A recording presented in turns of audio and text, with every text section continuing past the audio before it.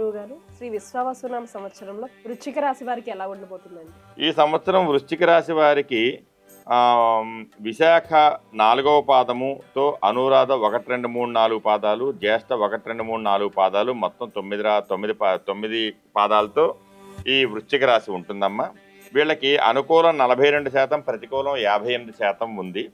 అయితే ఆదాయం 2, వ్యయం 14, పూజ్యం 5, అవమానం 2.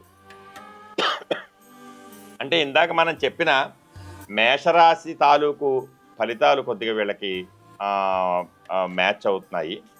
అందువల్ల వీళ్ళు కూడా కొద్దిగా జాగ్రత్తగా, అంటే ఇప్పటి వరకు కూడా వీళ్ళు ఒక దూకుడుతో వెళ్ళిపోతున్నటువంటి పరిస్థితి ఏదైతే ఉందో దానిని వీళ్ళు కంట్రోల్ చేసుకుంటూ ఈ విశ్వావసునామ సంవత్సరంలో జాగ్రత్తగా ఉంటూ పెద్దల మాటని గౌరవిస్తూ భగవంతుణ్ణి ఆరాధిస్తూ ఉంటే వీళ్ళకు కూడా ఏమీ అవ్వదు, చాలా చక్కగా ఉంటారమ్మా.